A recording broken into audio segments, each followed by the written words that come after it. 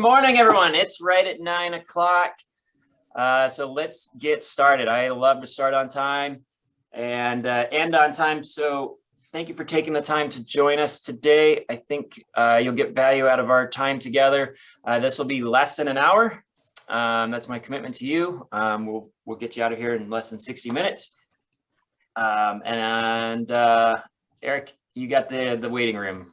Yep. All right. So let me share my screen and we'll just dive right in. There will be a few interactive parts where I'm going to ask you questions. You guys are all muted. So if you want to answer the questions that I ask, because it is a little bit more fun when it's interactive and I'm not just talking at you, just when we get to that spot, unmute your line and, shout out your answers. But until those spots, yeah, if you could stay muted, that's great, because that just makes for a better quality experience for everybody here. I'm going to share my screen. All right, you should all be seeing Pandora AC/DC. That's not our presentation today, so hang on just a minute. And we're going to swap that. There you go. All right, so the theme of our presentation today is a pretty bold one. It's how do businesses win? Hang on one second, let me drop that. And that's a pretty bold statement to say that we're gonna show you how businesses win in the next 58 minutes or so, 59 minutes. But yeah, that's what we want to talk about, is how businesses win, and in particular, a new program that we've put together here at the Orion Group to help you to win. And if it's something that you think can help you out, there's an opportunity for you to join us and to participate. If it's not for you, that's fine, right? No harm, no foul. So when it comes to this question of how do businesses win, the laws of business are like the laws of gravity. Which means that they're universal. They affect everyone equally. So if we all jumped off a 10-story building, we're all going to hit the concrete at the same time and go splat, right? So it's pretty universal as far as how any business wins in any industry.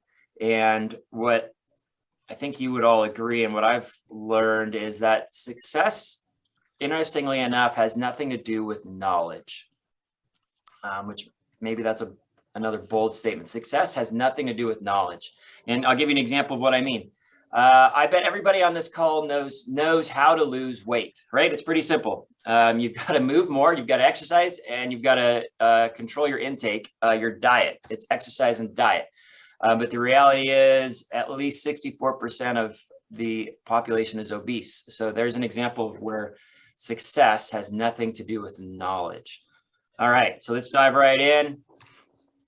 And I'm going to start with a story. It began a long time ago in a galaxy not so far away. It started here in Fresno, and it started in the year of 2015. And this is our story at Johnstone Supply, and in particular, it's my story. So in 2015, I met somebody by the name of William Eford for the first time. And little did I know at that time, on that day, that William was going to become a major influence on our business and on my life, and become a mentor and a guide for us. So we met William in 2015. He worked for the Johnstone Supply national office out of Portland. And William he was a hotshot. He had an amazing resume. He was a super smart guy.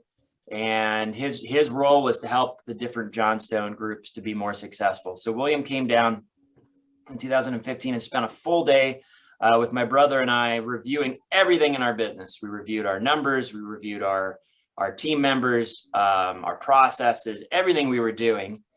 And when you completely open up your kimono, so to speak, and share all the good, the bad, and there was a lot of ugly, it was obvious to my brother and I that it was embarrassing, frankly. For the last 5 years, we really hadn't grown the company. We were working our butts off for very little return. The company was stagnant. We'd hit a ceiling.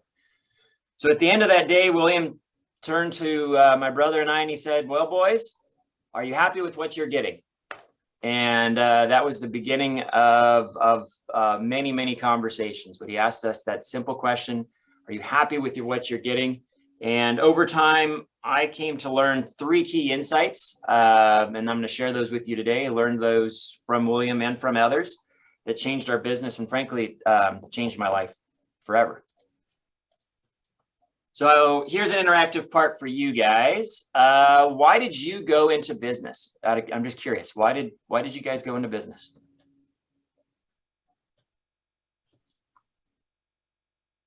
To make more money. To make more money. Awesome. Why else?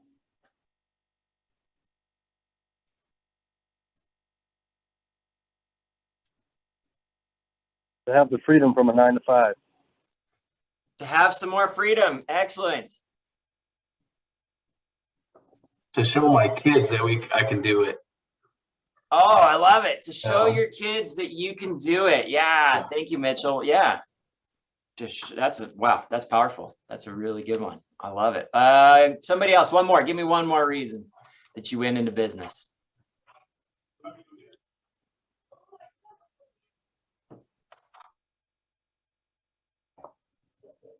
It's like a game of chicken. Who's gonna flinch first?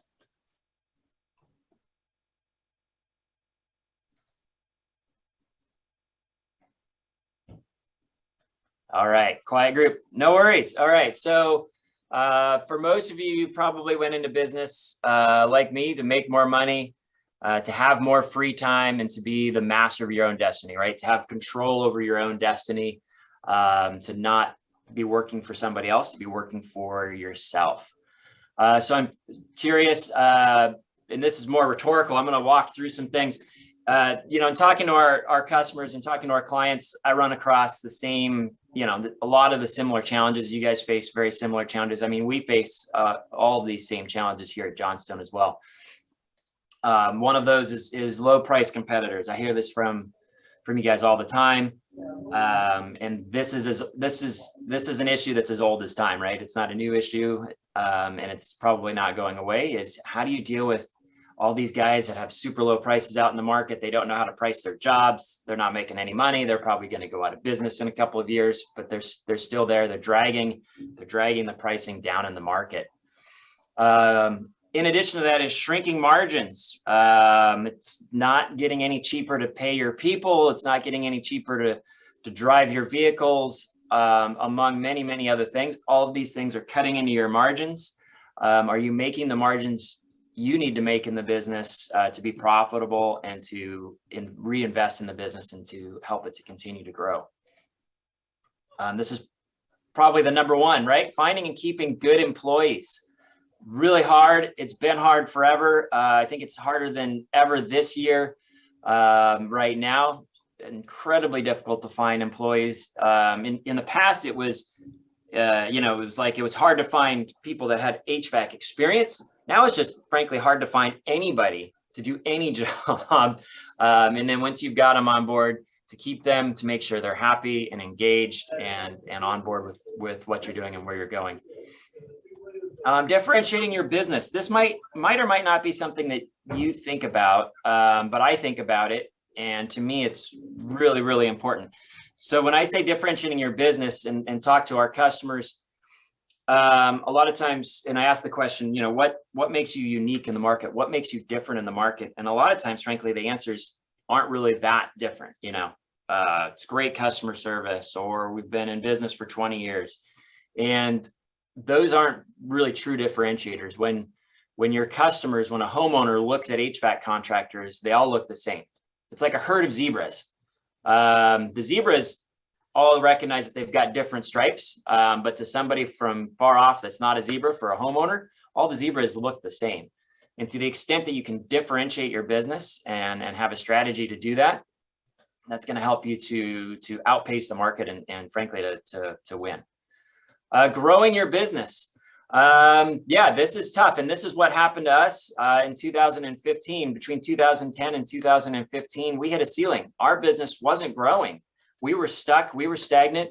And I see this all the time with HVAC contracting businesses. They get to a certain size and maybe they tried to go past that and it didn't work out. So they shrink back down to that size where they're comfortable. And I call that the ceiling. It is possible to break through that ceiling.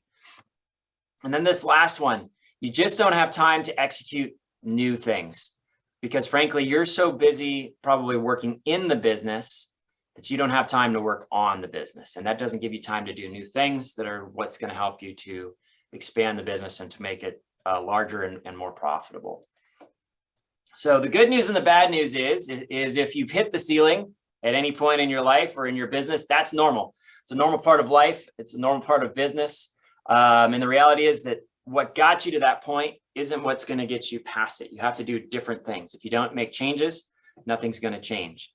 So if we think back to that question that William asked my brother and I was, are you happy with what you're getting? So ask yourself that question. You don't have to answer that out loud, but just ask yourself that. And to be frank, if you are happy, then that's great. You could probably drop off of this call because I can't help you. But if you're willing to do whatever it takes to achieve your dreams and you have any level of unhappiness with where you're at right now, then let's keep going through this presentation and this conversation and see what we can do to help you. So here's part of the secret to winning in business. Businesses, in order to win, need to balance two different dynamics, and that's the need for both growth and control. You can grow, but if you grow out of control, the business is going to spiral out of control and probably crash and burn. And if you have too much control, the business probably won't grow. So there's basically a concept called the 3 legs of the business stool, which is made up of these 3 things. And it's vision, health, and structured accountability. And these are the things that help you to achieve both growth and control. So vision is having clarity and agreement with everybody on your team on where you're going, how you're going to get there, why you're going there, and importantly, who is going to do what needs to be done to get to that vision, and having that clarity and agreement on where you're going. Health is team health, and it's not that often talked about, but teamwork and trust on the team are super critical, and they're really the only true and competitive advantage. So if you have a dysfunctional team with low trust, you're not going to be as successful as you can be. So team health is super critical. And then the third piece of the 3-legged business stool is where most businesses fail. And it's this idea of structured accountability or traction or execution. It's all about who is doing what good looks like, and how we measure it, so that no matter where you go in the business, you see every single person on the team executing with discipline and accountability. And this is one of the biggest issues that I hear about. And again, because it's not about knowledge, it's not about knowing what you need to do, it's about actually doing it. It's about actually executing things and having a system and a process to getting things done, to executing. And so that leads me to the first insight that I learned, and it was this. It's that you need a system in order to break through that ceiling. In order to have both growth and control, you need a system. And the reality is, when I say a system, your business has a system. And I'm not talking about your software operating system, which that's great. You probably need that, whether it's Service Titan or House Call Pro. I'm talking about the entire system of your business, because the system that you have is perfectly designed to give you the results you're currently getting. So if you're growing, but you're not profitable, your business is perfectly designed for that result. If you aren't growing, it's perfectly designed for that. If you are having trouble attracting employees, or if you have employee turnover, your business is designed for that result. So it's just like this car here. This is all the components of the system, and it's complicated, but all of these components come together to make a car. So my question for you is, will this system, looking at this car right here and all these components, is it going to give you this Ferrari? And the obvious answer is no. If you want a system that operates at a high performance level, you have to build a system that can operate at that level. And it's got different components and they fit together differently. So there are lots of operating systems out in the world. Some of you may be familiar with some of these books. The E-Myth was actually the first business operating system back in the 70s and early 80s by Michael Gerber. But since then, there's been a whole avalanche of operating systems. You can see here the Great Game of Business, Traction, which talks about the entrepreneurial operating system, EOS, the 4 disciplines of execution, scaling up. I don't know if you're familiar with some or all of these books. I'd imagine you guys have heard of at least some of these. And it's confusing. There's a lot of different systems out there. There's a lot of great ideas, a lot of ways of putting all these things together. So if you need a system and you go out to find a system, and these are some examples of operating systems, business operating systems, how do you choose, right? How do you make sense of all of these different books and ideas and systems that are out there? So one way you can do it is to take a look at this list here on the left. Look at all of these different components of your business and take a few minutes, or not a few minutes, take a few seconds and just mentally pick out 2 or 3 of these items that are really top of mind for you. Items that you really want to improve on right now, areas that are weaknesses for your company. And then once you've picked out those 2 or 3, look across the right and you can see each of these 5 operating systems, and there's many more, is rated in terms of how good they are at each of those.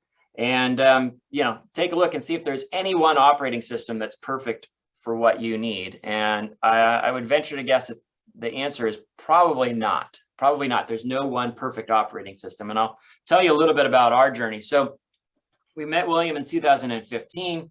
And one of the things that William helped us with is we started to implement one of these operating systems. It was the 4 disciplines of execution. And we use the 4 disciplines of execution to achieve amazing sales success. We began to rapidly grow the company. Over the next 2 years, we grew by 50%. And after 2 years, we were chosen as Johnstone Member of the Year. So out of over 100 Johnstone groups, we were picked as the best group that year. And 4 disciplines of execution was part of what helped us to achieve that success. But interestingly enough, after 2 years, we started to hit a ceiling again. And what we realized is we were still running the company the same way our parents did. We took over the business from our parents in 2010, and we continued to operate it more or less the same way, which is to say we ran it like a mom and pop business, which means all decisions, everything came through us, whether it was who to hire, who to fire, what toilet paper to buy. Like literally every decision was coming to us. And we started to realize that we were becoming a bottleneck to the success and the growth of the company. We realized we needed to build out a team. We needed to build out a management team and eventually a leadership team. And so we began to implement another one of these operating systems, which was EOS, Entrepreneurial Operating System. And we grew another 50% over the next 3 years. And most importantly, we built out a structure and a system that will allow us to continue to grow. We built out a leadership team, and we did the hard work of giving up and delegating the things that we really held dear and held close to us. And over those pretty much 5 years, from 2015 to 2020, we grew from like 25 employees to over 70 where we're at today. And it was partly as a result of implementing these 2 operating systems and using those to help us to scale the company. So what we also learned was the first thing we did was not pick an operating system. We picked a guide. And that's the second insight that I'm going to share with you today. So the first insight is that you have an operating system. It's already inside of your business, whether it's intentional or accidental. And you need to have the operating system that you want to achieve the results that you want. And the second insight is to have a guide or to have a coach, someone who's been there before. If you're going to go climb a mountain, typically you have a guide that's been up the mountain that can show you the way, someone that can show you the way, but also challenge you and push you and kick you in the ass and hold you a little bit accountable. The example I would use is if you were sick or if you had cancer, you wouldn't just go and do one treatment. You wouldn't just say, well, I'm going to do chemo. You would find a great oncologist who had access to all of the best technologies that healthcare has today, who would figure out the best path forward for you. And that's what I'm offering as part of today, is to be your guide. I've been there. We've been through this process as a company, and I've been guiding some of our other customers for the past 2 years. So I've already been doing this. I've been helping them to implement operating systems, and I've been coaching and guiding them towards their success. And so I'll talk to you a little bit more as we go, what that means for me to be your guide on this journey up the mountain. So not only do you need a guide, but you need a guide with a structure, with a system. And so the structure that I use looks like this, and it's easy say, but hard do. It's really simple, but that doesn't mean it's easy, right? And basically it's as simple as this. It starts with people. So it starts with making sure that you have a team of A players who are all working towards an inspiring purpose, using world-class playbooks. So these are consistent processes within the business, in a culture of performance. And all of that is going to yield more profit that you can use to grow the company. So that's the basic structure that I use to help you to achieve the results that you want. And inside of that structure is a massive toolbox that I have access to. Inside of the people, purpose, playbook, and performance sections, I have a ton of tools that I can help teach and help you to implement. And these tools help to drive change within your company, change within how you do things, change within the culture of your company.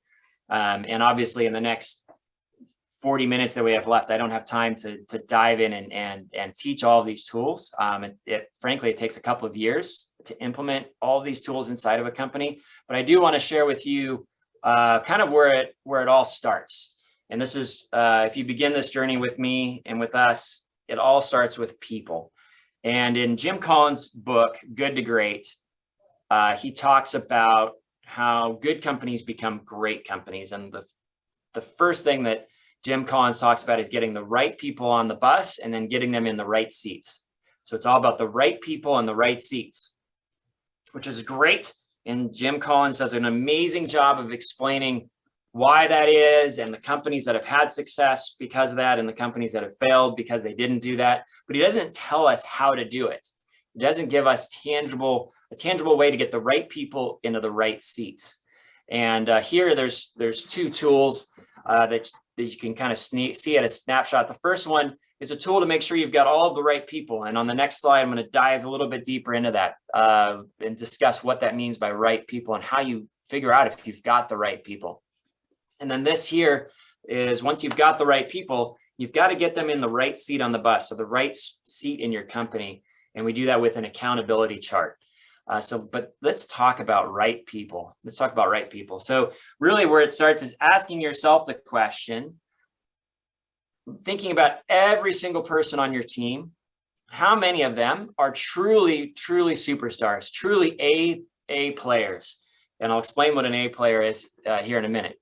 Or maybe do the exercise this way. Ask yourself, knowing what you know today, would you rehire everyone on your team again today? Or are there people on your team that you wouldn't rehire, which is an interesting mental exercise.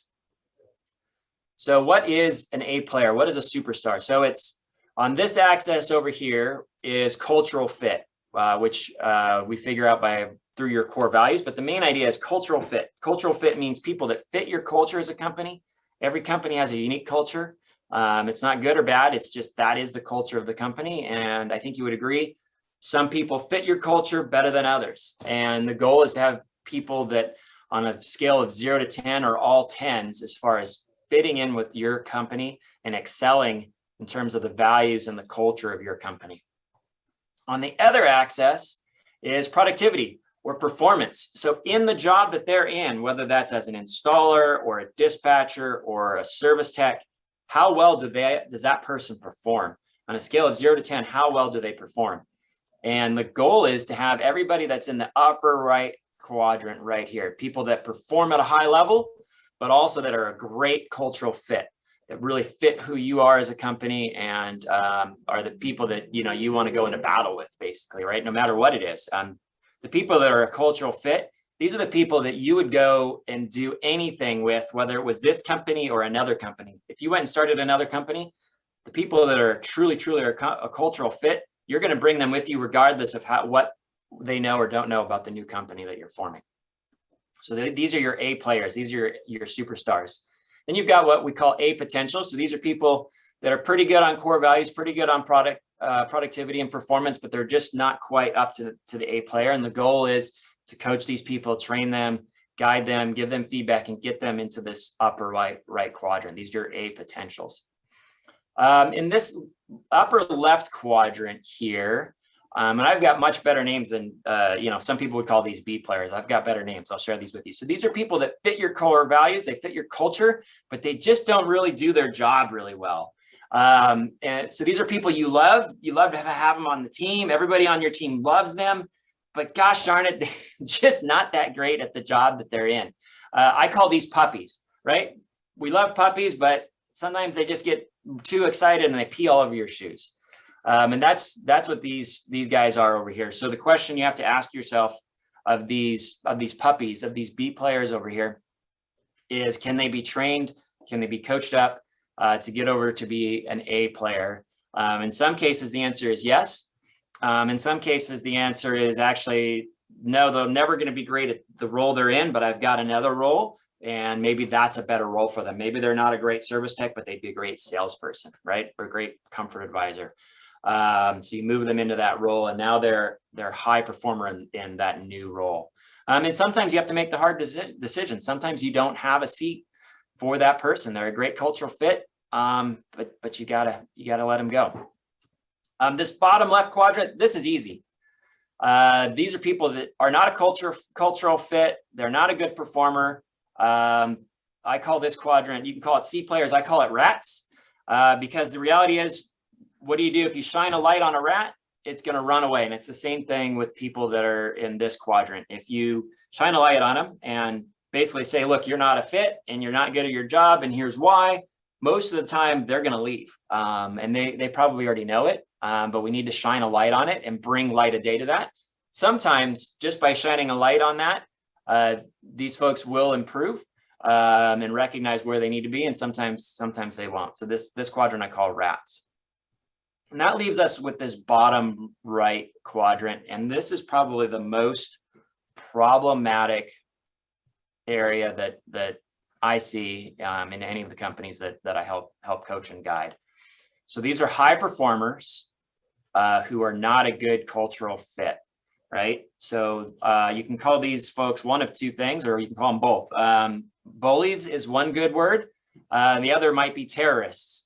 And so this is that high performing service tech. It's hard to find technicians right now, but this guy, man, he can fix anything. But he's kind of an a-hole. He rubs his teammates the wrong way. Maybe he's a prima donna, wants to do it his way, not the company way. Yeah, it's a terrorist or a bully. I see this a lot of times with salespeople, right? They're great at selling, but maybe they're a little hard on their teammates, or a little bit demanding, or again, a little bit being a prima donna. So again, bullies and terrorists, these folks in this quadrant, a lot of times are tough for a business owner to make a decision around, because they're producing so much for the business from a performance standpoint. But the reality is they're a cancer to the organization. They're eating the organization from the inside out. And ultimately, you've got to make the hard decision to remove these folks from your team.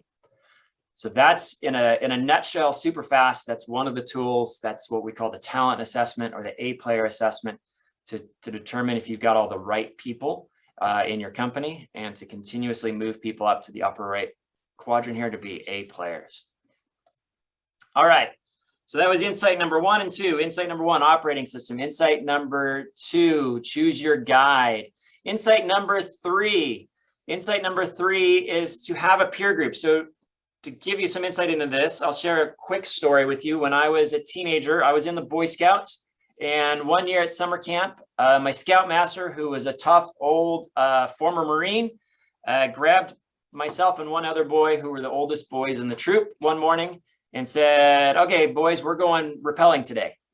And I was scared to death. I had never been rappelling before in my life. I had no idea what to expect. All I knew is we were going to walk over the edge of a cliff. So he told us to grab some ropes, and we hiked out on top of this cliff, and it was a beautiful view. It overlooked this lake. We could see for miles. And we began to, get the rope set up and get everything ready. So he asked who wants to go first. And luckily, my buddy Charlie was the brave one. He went first. He put his harness on. He got roped up.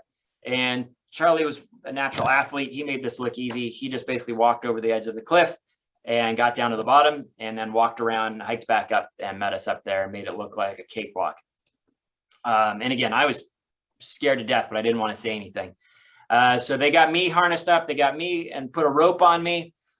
And I was ready. And my scoutmaster looked me in the eyes and he said, "Are you ready?" And I said, "I think so." And he said, "Okay, hold on." And he went and attached another rope to my harness. And this was a rope that him and Charlie were going to hang on to, because when you rappel, as I'm sure you know, you're under your own control. And if you screw it up, you're just going to fall all the way to the bottom of the cliff. And gravity doesn't spare anybody. So sure enough, I took a couple steps backwards off the cliff and bam, I fell backwards and was inverted, which is not the goal in rappelling. So my face and head were to the ground. My feet were in the air. My butt was against the rock. But luckily, we had that extra line attached to me. And Charlie and the Scoutmaster were able to, with a lot of work, hoist me up over the edge. And as I got up over the edge, I heard laughing. And it wasn't laughing from Charlie and my Scoutmaster, was laughing from the lake, from my buddies who were my other buddies who were in a rowboat watching us. And so basically, that's an example of what a peer group can do for you. A peer group is a group of your fellow contractors, your peers, who are going through the same stuff, who are trying to step over the cliff. And the peer group acts as a support mechanism, right? If you fall down, they're going to help you up. And frankly, we're going to laugh together at some of this stupid stuff that happens in your business. I'm in a peer group and have been for many years. And yeah, we share everything that's going on, not just in our business, but also in our personal lives. And it gives us an opportunity to help each other, but also to know that we're not alone in this. Sometimes as a leader of a company, you feel like you're all alone. You have nobody to share your fears, your concerns, your challenges with. And just the ability to get together and share that, and to know that other people are going through the same thing, and to share those experiences and to learn from each other's experiences, and really to laugh at some of those experiences is really powerful. So that's the third insight. So to be successful in business, you need an operating system, you need a guide, and you need a peer group. So that's kind of the sum up for me. So to conclude, we've been doing all of these things. I've had those three things. I've had multiple coaches and guides. We've implemented an operating system here, and I'm in a peer group. All of that has given me personally the freedom to pursue my own unique purpose, which is to inspire people and teams to achieve their best, to be a coach and a guide. That's what I love. That's what gets me out of bed and excited in the morning. Many years ago, one of our customers, who's one of the customers that I guide now, had a conversation with me on the phone. And that's basically what he was asking me to do. He's like, "I'm going to do business with you, but I want you to be my guide, to be my coach." And I love it. That's what I love to do. That's what gets me excited. So what we're offering to you today is something that we're calling the Summit Team here at the Johnstone Supply. And it's the opportunity to join a peer group of your fellow contractors, to have me as your coach and guide, and to implement an operating system that will help you to achieve whatever it is that you want to achieve in your business and in your life. So with that, I've got some questions for you guys. I'm hoping you're not shy like you were before, but what are your takeaways so far? What questions do you have? What do you want to learn more about?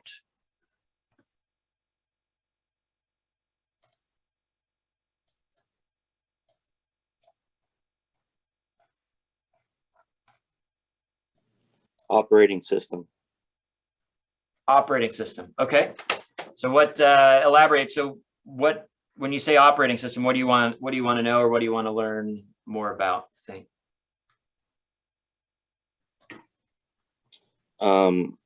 Basically how to organize it. How to organize it. Okay.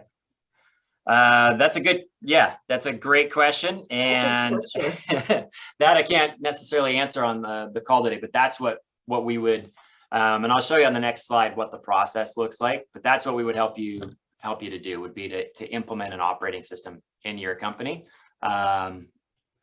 Basically there's a step-by-step process that we use to do that. And yeah, it takes a couple of years to completely do that. What about finding people to implement the operating system? Like the employee, is it a good idea to bring guys up that are already in the trade that work for you to bring them into the managing side of it to manage the operating system? Or would it be wise to like find people outside of the industry that know how to just manage stuff? You know what I mean? How would that work?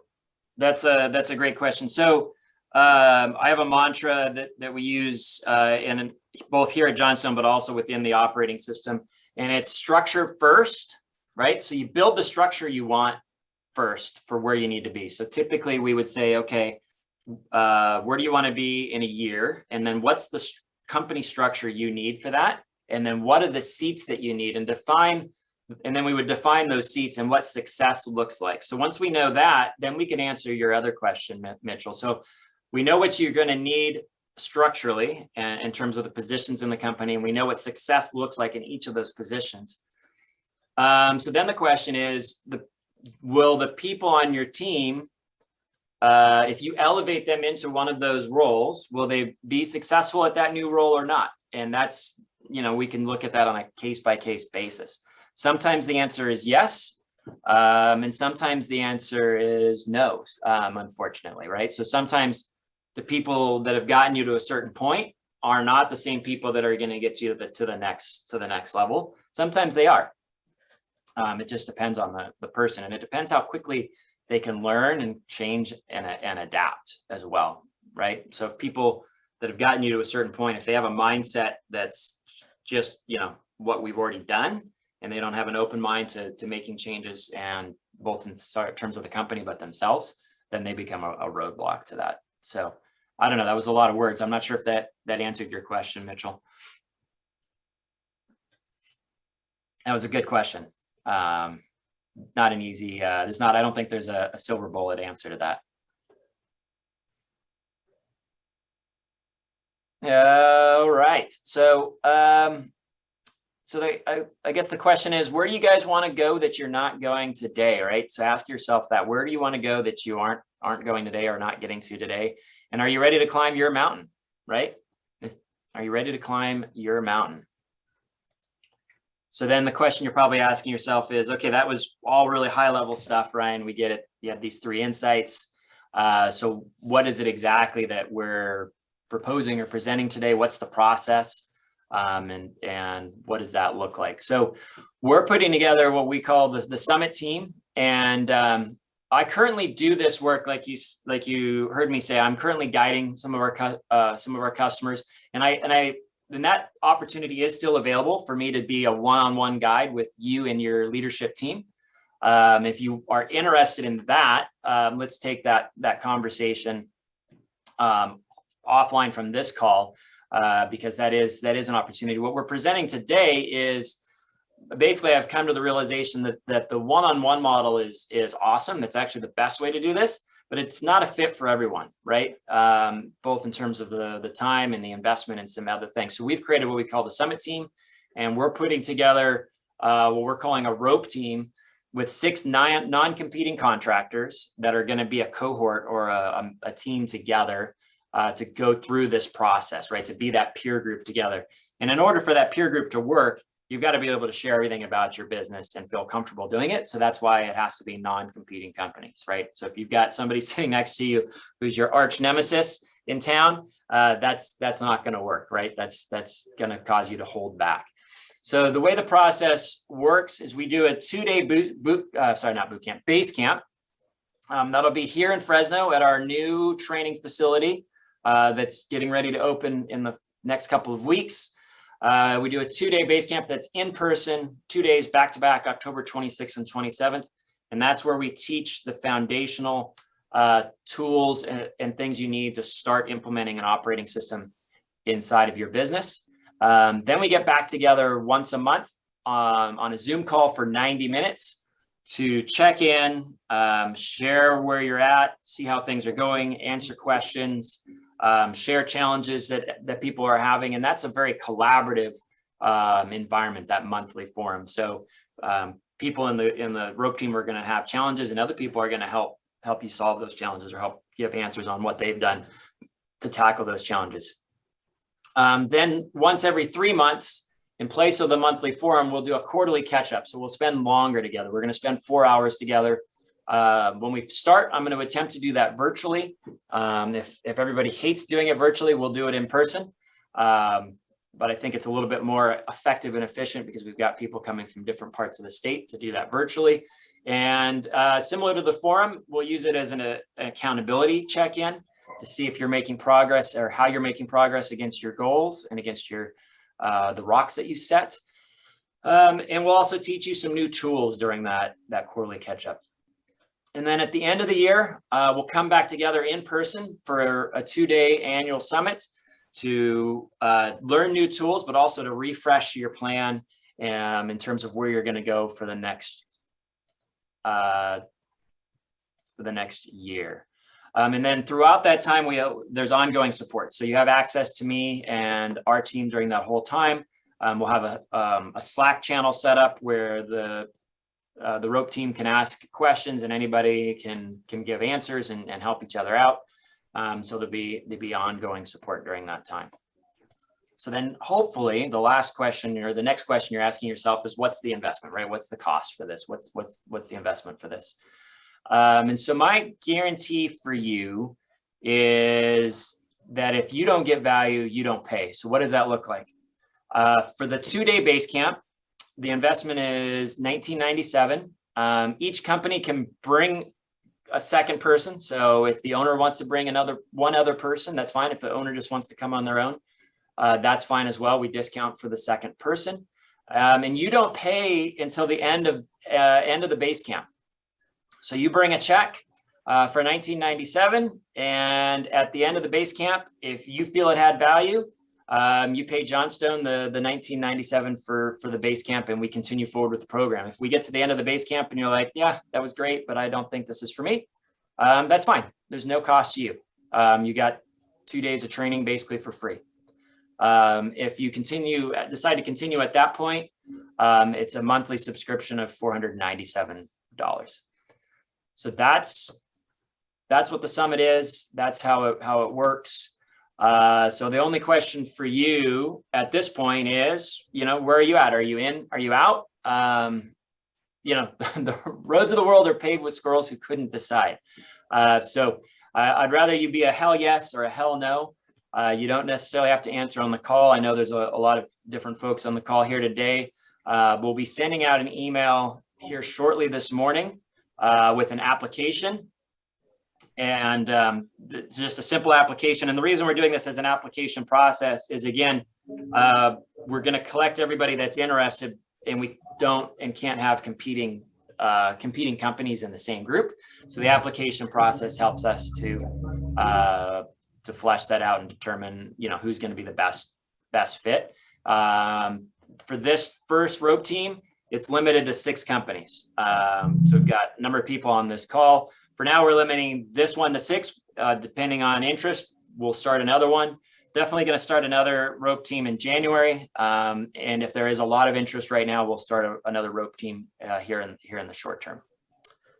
Some question: lodging and meals included in the base camp? Great question. Thank you, John. Lodging is not.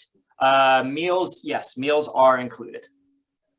Ryan, there was another question before asking, how would this program help with training and office management?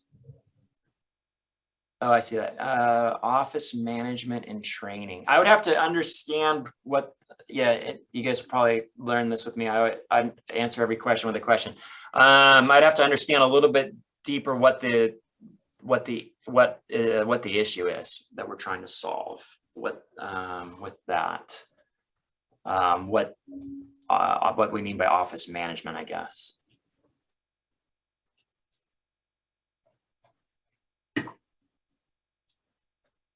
All right. Any other questions this morning?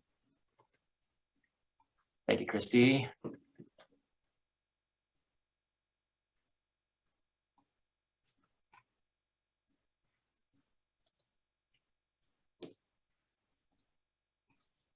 All right. It's 9:45. that's my show for today. We'll send you an email here this morning with an application. If you've got more questions than we were able to answer today, reach out to me or reach out to your territory manager, and we'll get those questions answered in a one-on-one fashion. I'm happy to have a conversation directly with every one of you. So thanks for your time, and enjoy the rest of your day. Thanks.